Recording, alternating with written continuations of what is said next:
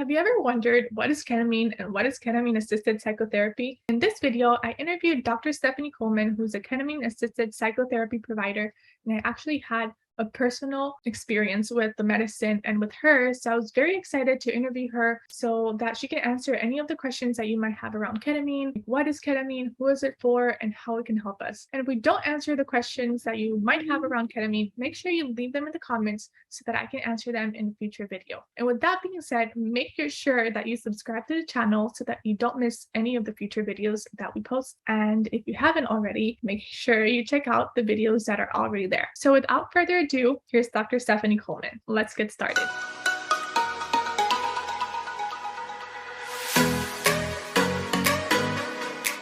So yeah, I was just gonna ask you about you and kind of tell us a little bit about you and then go from there. Yeah, so I'm a physician and I have a unique background in how I got to doing this work. So I'm trained as a radiologist primarily, and through doing my own personal work with psychedelics, probably over the last 4 or 5 years, I really felt very passionate about what the possibilities are with these medicines. And I got really interested in how I could actually bring that into the medical space. And at the moment, because ketamine is the only legal psychedelic medicine or medicine with psychedelic properties that we utilize, I got trained in ketamine therapy, and I started my own practice. I work with therapists and psychedelic coaches and providing more ceremonial, ritualistic type experience rather than just a medical treatment. So I'm very one-on-one with my patients and very involved in their journey rather than and I work predominantly with intramuscular rather than doing just like an infusion clinic. So yeah, I mean, I live in Venice and I work in Santa Monica. So I'm very much here on the West Side in LA, but also in the process of potentially opening a practice in Salt Lake City as well. So yeah, lots. Are you going to be moving back and forth?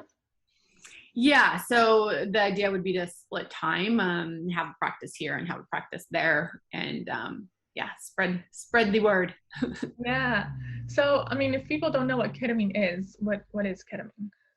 Yeah, so ketamine is a medicine that is legal in Western medicine, and it's been around since like the 1960s, 70s. And it really was developed from PCP, which people know is kind of angel dust in the recreational space. And it can create really some psychotic features. So they were looking for a drug that didn't do that. It was initially utilized for pain and anesthesia. So the good thing about ketamine is that it doesn't suppress the drive to breathe, but it does block some of the receptors that experience pain. So they were able to use it during like Vietnam War and the battlefield, but they were able to use it in a way that could help people not feel pain, but also not sedate them in a way that they needed to support their breathing. And then over time, it's still utilized for pain in emergency room settings. It's still utilized for anesthesia more in kids than in adults. And over time, they have done some work in the mental health field. It has been actually used in mental health for longer than most people realize. There just wasn't known, and there wasn't research on it. So now, with more research being available, it's showing to be really effective for particularly treatment-resistant depression, because that's where the research has been, but also is utilized for anxiety, for trauma, for OCD, some for eating disorders, and for a number of other things that people are struggling with in a more psychological or emotional way. Yeah, so I'm glad you bring that up because one of my questions was going to be, what would you say to someone who tells you oh, this is just for people with depression or with treatment-resistant depression, you don't need to do it. I feel like it's just it's only for those people, but it sounds like it's for more people. Yeah, so I mean, the medical world and research world is a bit complicated and functions in specific ways. So, there's a few things about that. So research is done specifically usually for one indication at a time. With the research studies, we have to look at one variable and we have to keep a lot of things the same, because if you introduce too many variables, your results aren't effective. So initially, that's where the research was done. There are more research studies now, particularly there are some with OCD from coming out of San Francisco, and there are some with anxiety. I think there's also recently been one with bipolar. So other indications are being researched. They're just not quite there yet in the actual clinical research. Now, if you talk to providers or practitioners who've been working with ketamine for quite some time, some of them for 10 plus years, they've been treating a lot of different indications, and in most places do treat a number of different indications. It's not out in the actual clinical research world. And the other reason is because there is a brand name intranasal ketamine called Spravato. Spravato is produced by a pharmaceutical company. It is a very expensive medicine. It's about, I think, like $900. Now, they got approval. Sorry? For treatment? For the actual medicine, to like pay for the medicine. Now, insurance covers a lot of that. So, and it also requires like 20 plus treatments or something. It's a lot, and they're short, and there's a lot of like documentation that happens. But the reason that it's covered by insurance is because Spravato has been FDA approved for treatment-resistant depression. And ketamine in its generic form, which means its cheap form, which is how most of us use it, is not FDA approved for any indications besides anesthesia and some pain.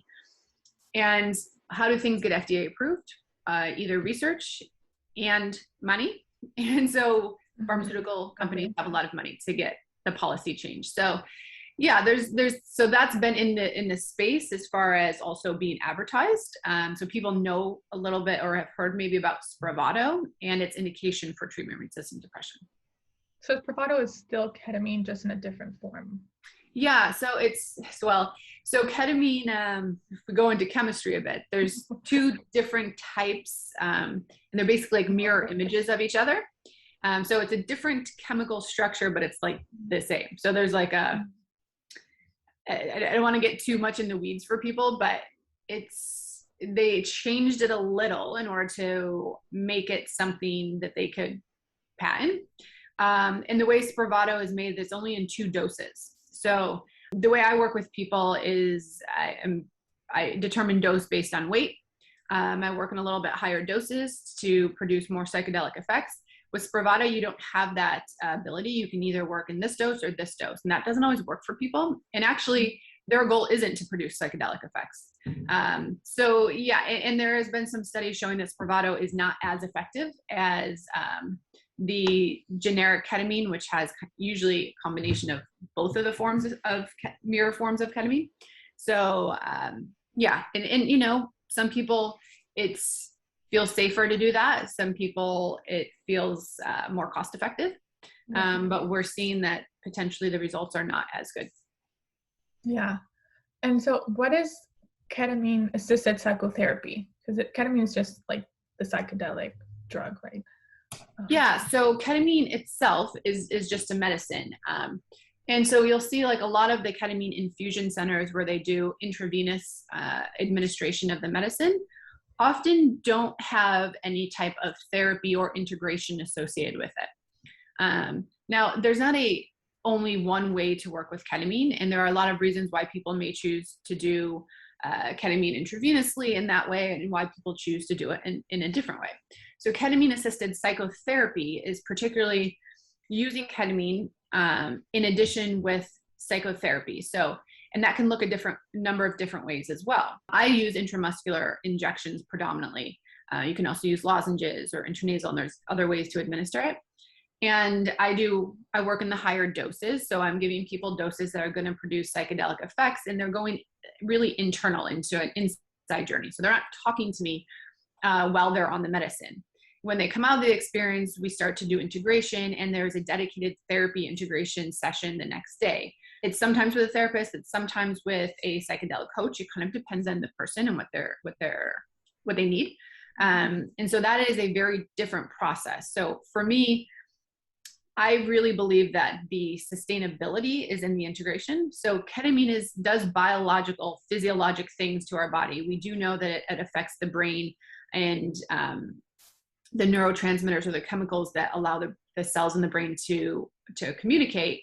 So it's actually physically doing things in your brain and physiologically changing your brain. But the way that I like to think about it, because we know those effects will wear off too, it shows that anywhere from a few days to 2 weeks, people can decrease the effects of ketamine. So I like to think about it as, you know, when you go to the gym and you work out and you get muscles and you get in shape, if you stop working out, you are going to not be as in shape. Yeah. So if you start to form some new connections in the brain, develop some new habits, repair some of the old connections that might have gotten damaged with stress, inflammation, which can happen with depression, anxiety, etc. Mm-hmm. We have to work those new connections, right? So integration is the practice of working those new connections, because if we don't, we will revert back to what we have done for X number of years, which is most of our lives, depending Mm-hmm. on how old you are, because that's familiar and safe and easy for the brain. So the brain's always trying to make things easier for us. And the new things are harder. It takes more time. So that's where the integration is. How do we really flex those muscles or those new connections? Yeah. How long do you suggest people do integration for? Ongoing?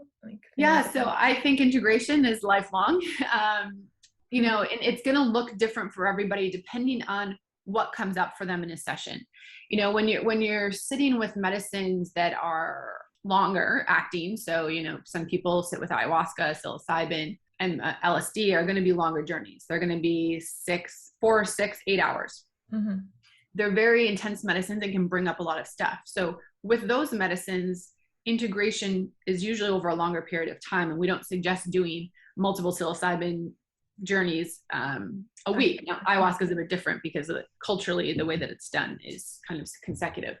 But ketamine is shorter acting. So we do ketamine sessions 1 to 2 a week, and they really build on each other. So the integration is kind of over time. So the reason we like to do the integration session the next day after the medicine is because there is this window of period of neuroplasticity where the brain changes. So neuroplasticity is just changing of the brain.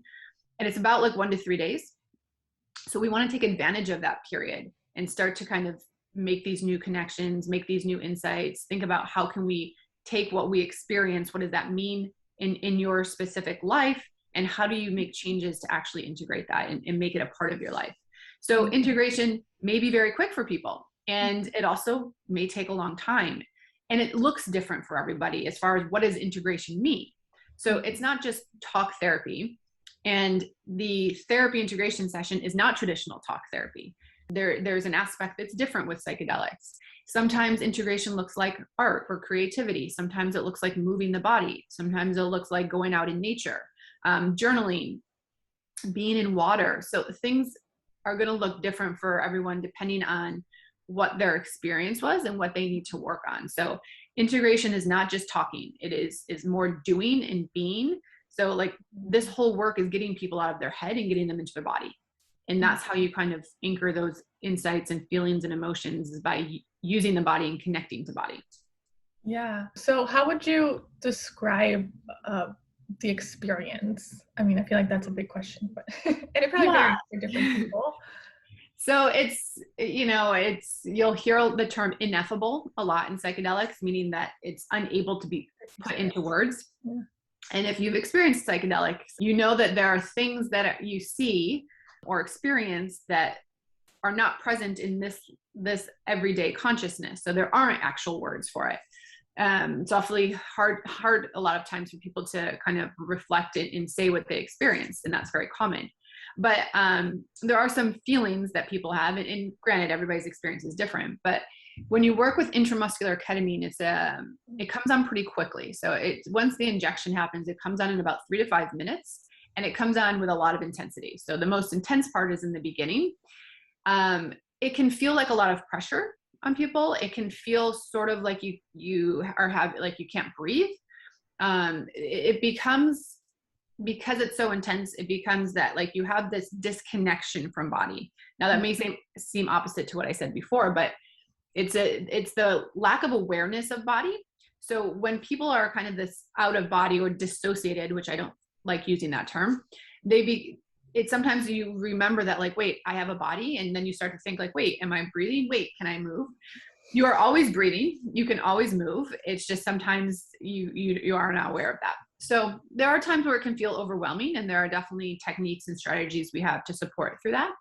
But also it's very freeing. So people can feel like they're flying. They can feel like they're floating. They can feel like they're melting. People can see colors, visions. Some people don't see any colors or visions, and they have more of an emotional felt sense. People can experience greater sense of connection to other humans or to something bigger than humanity. They can experience more self-love. And also people who have trauma can revisit those times of trauma, which can be challenging, but also can be healing, because they're able to kind of see them in a different way, in a less traumatic or frightful way or fearful way. Ketamine is very interesting because what it does is it creates a change in perspective. So when it takes us out of our body, a lot of times people will describe watching something or having and being a part of it, but also watching it. So it's like they're in it and watching it. So giving people that kind of perspective from the outside allows a shift in the way that we think about things. And it sounds very small, and it sounds like that, like, who cares? Yeah. But it actually really opens a window for people to be like, oh, maybe the things that I believe about myself or things that I think about this world are not the only way, and not the like definite truth. So it cracking that little window open allows people to kind of shift and challenge some of the beliefs that they have. Yeah, to me, it sounds like it kind of like what you were saying, kind of creates cracks in what like we hold on to really tightly. It's like, wait, there may be some cracks here. Yeah. And it's, people talk a lot about the idea of ego death. So I don't love that terminology because, one, we never kill the ego. And two, it sounds terrifying. And not that it can't be scary, but it's more that we're like dissolving the ego. So in the beginning of the ketamine session, when you're feeling kind of unaware of body, there can be a lack of sense of self. And it's really that, like, people can't describe that, but like as you identify every day in this waking world, no longer are you identifying that way.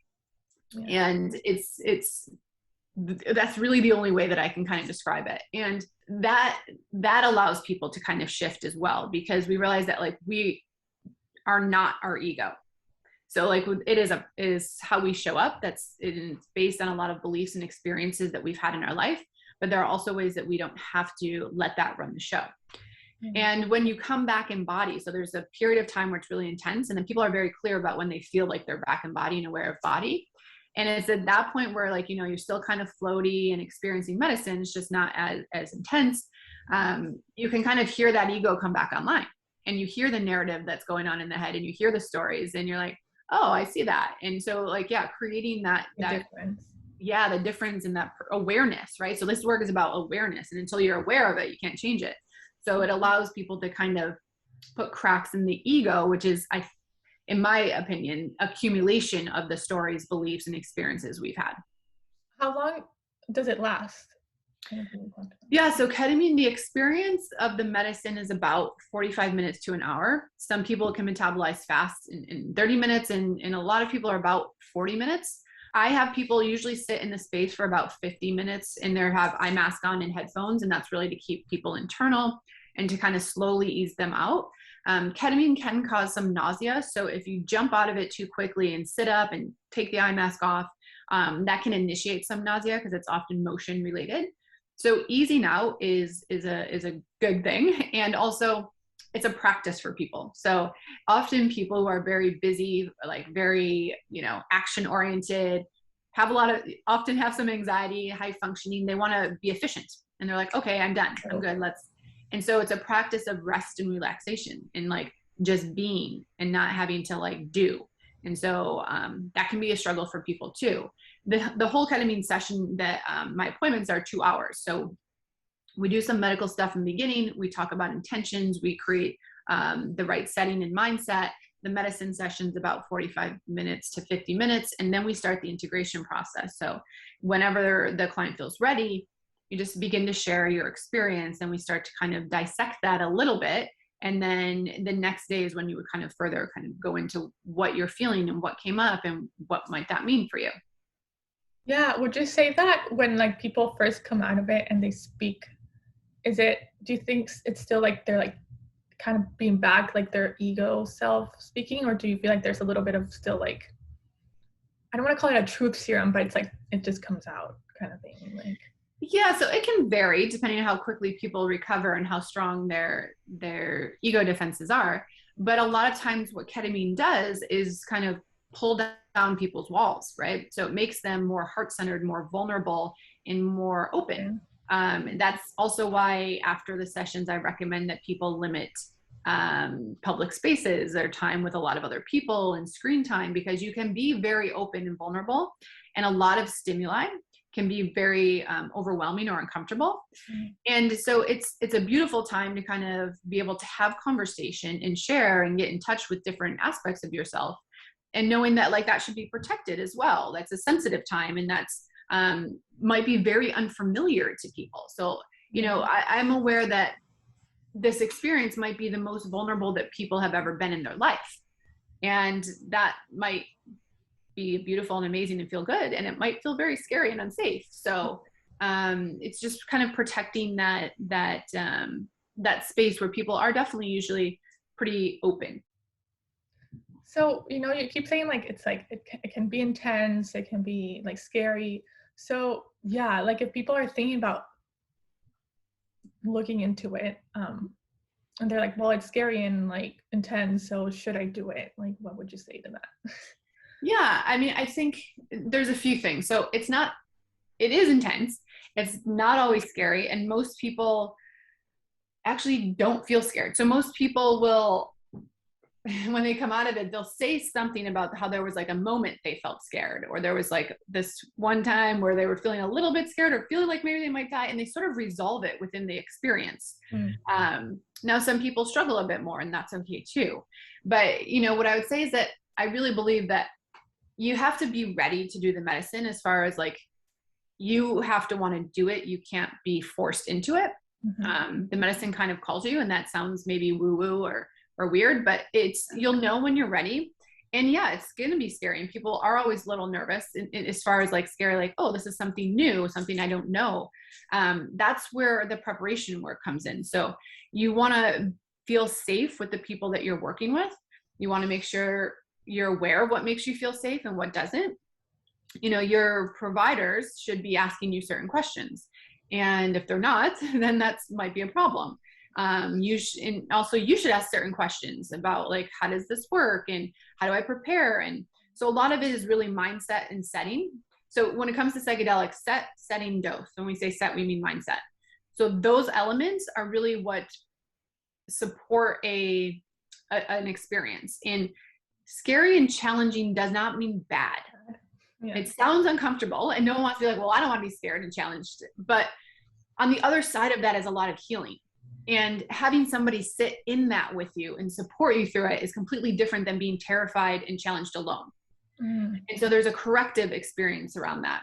And oftentimes, like, what we resist persists, right? So what we're afraid of and what we don't want to go into, our system purposely will protect us from it, Mhm. because our ego, that's what it's meant to do.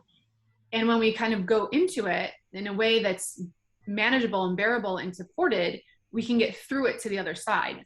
So I think it really just comes down to like knowing what you are looking for, asking a lot of questions. And if your providers don't want to answer that, then that's probably not the people you should be working with.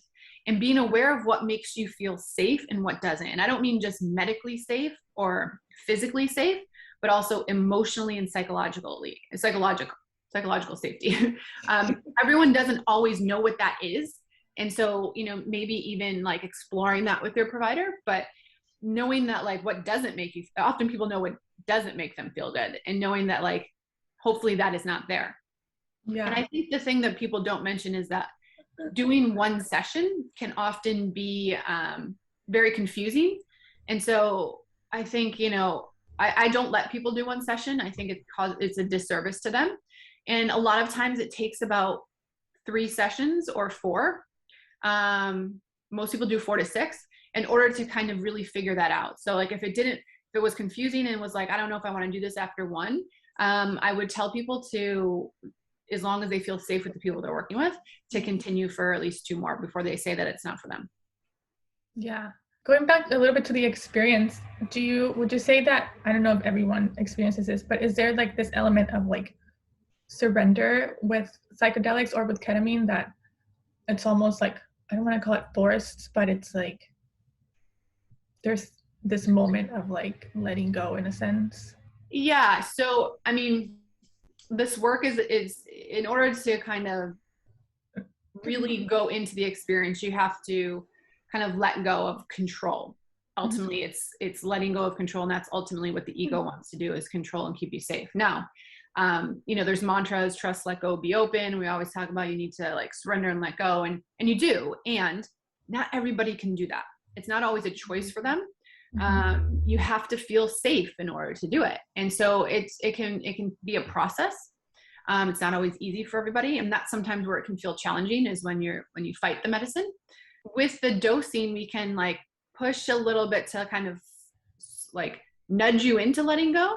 But if you catapult somebody and rip away their control, that can be re-traumatizing. So knowing how to work with the doses in the person, and knowing that like your body's going to let you do what it's going to do. And if it doesn't let you let go and you fight the medicine, that's a message and a lesson for you as well. And that's what we integrate. So the medicine gives you what you need, doesn't necessarily give you what you want, but it gives you what you need. So yeah, there is that element. And I think, we say it too loosely, because when people struggle and they're unable to let go, telling them that they just need to let go is not something that helps them, because it's often they're not always choosing that consciously or even subconsciously. It's how do we make them feel safer so that the nervous system and the body and the ego can relax into it. Yeah, I have a couple more questions, but what's the difference between like recreational ketamine and like in a therapy setting? Yeah. So, I mean, ketamine is very popular in the recreational space. It's often found in powder. It's not how ketamine comes. So if you're snorting ketamine, you are doing recreational ketamine. That's not how it comes medically. And, how do they make it powder if it's a liquid? So they cook it down and then they scrape it off. So you don't ever know the dose that you're doing, and you also don't know what's in it. So if people are doing drugs recreationally, I highly suggest you test your drugs. There's an organization called Dance Safe, and there's some other ones where you can get testing strips. Not only like for Funk Police, is that one of them? Yeah, maybe. Yeah, I'm not. There's a few. Dance Safe has been around for a while. You can get fentanyl strip testing, but also you can get other series of tests that tells you exactly kind of what's in there. So number 1, test your drugs. 2, you don't ever know your dose because you don't know the concentration of the liquid they used. So caution with that. And, my experience is people who have done recreational ketamine and people who have done therapeutic ketamine is very different. Oftentimes, we have to be aware of why we're doing things recreationally. Are we doing it to escape something, which is very different than doing something to create joy and connection among a group of people? When you are doing intramuscular or therapeutic ketamine, the experience is really to go inside. So it's internal. Yeah. When you're doing it recreational, it's oftentimes, if you're doing it for connection, it's to be external. If you're doing it for escape, probably to be nowhere. But so safety is a thing. The setting, the set, those are often not taken into consideration in recreational ketamine. So you want to make sure that things are safe, and that can really affect your experience when things are unsafe. That's when unsafe and not knowing your dose, that can lead to actual bad experiences. Mm-hmm. Is there a question that you wish somebody asked you about this before that nobody's asked you before? I don't know if there's a question. I think, I get a lot of people reach out asking for psychedelic assisted therapy, and, everyone's not totally aware that psilocybin is not legal. So they'll come looking for that, and people are often like, oh, you only do ketamine, I don't want to do ketamine. Ketamine has a very negative rap. 1, because of its recreational scene. 2, because people think it's just a horse tranquilizer. And 3, because it's synthetic. So there's this whole idea that plant medicines are better or safer than synthetic medicines. If you've ever been on an ayahuasca or high dose mushroom journey, those can go dark pretty quick. So it's not easier or safer just because it's plants. So I think it's just, I don't know that I wish someone asked me a question, but I think that I wish that people were a little bit more open-minded. And that just comes through education. It's not that they're particularly trying to be closed-minded. It's just that, what's been put out via different types of media outlets are not always correct. Yeah. And, I wish that more people looked at this work as kind of lifelong work and more holistic rather than a quick fix or getting people in and out to make money, because that's happening in this space. So yeah, I think those are the things I kind of wish. So it's not really a question, but those are the things like I wished were happening. Yeah, and it also sounds like these other medicines are getting like researched and may eventually become legal in the therapeutic setting too, right? Yeah, so I mean, there's research being like MDMA with PTSD that hopefully in the next year or two would become medically legal. Psilocybin is being researched. That thought is maybe 5 years. There's been research in ayahuasca. It's legal in some churches. I don't know where that seems like not an easy medicine to put into a Western medicine clinical space. And so they all have their place in they're very different experiences, longer experiences, ketamine shorter. So they're useful in different ways. So yeah, I think that they potentially will have be available in some ways in, whether it's a decriminalization, whether it's a medical legalization, we don't know what will happen, but yeah.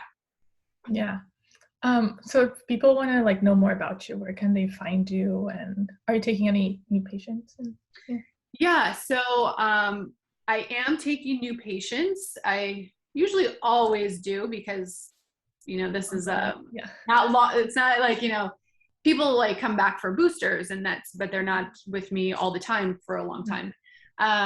Sometimes I book a month or two out, but you can find me on either my website it's www.stephanielynn.wellness.com or on Instagram it's Stephanie Lynn MD. Those are the easiest places to find me. Yeah, cool. Well, thank you so much. This was really cool to do, and I'm happy that you were able to come on and share more about ketamine, and so people can know more about it and educate themselves on the topic. And if it's something that they're thinking about, I think it's always good to like kind of do your own research and see what it's about. Yeah, no, thank you for having me. I love talking about ketamine, so this was fun. And I think you're 100% right. Like, do the research, and there's a lot of information actually on my website, and talk to your providers, right? So like, just because you found one doesn't mean you have to go with them. So like, talk to a few people and see who you feel safe with. Yeah. Are there like providers, would you say, like throughout the country that are doing it? Or yeah, I mean, it's growing rapidly for good and bad. Obviously, if you're in a major city, there's going to be more access. There's telehealth ketamine as well, and I will say that's not for everybody. But you like do it inject yourself kind of thing? It's with lozenges. Oh, okay. Yeah, and the integration portion is not as strong there, so I'm not saying that should be the first step. But I think that there are, and their websites I think list a number of providers in different locations, but more and more providers are being available in areas that potentially people wouldn't think. So just kind of doing a little research. Yeah, awesome. Well, thank you so much for everything. Yeah. You're welcome. Thank you. Thank you so much for watching. I hope that was interesting and informative to you.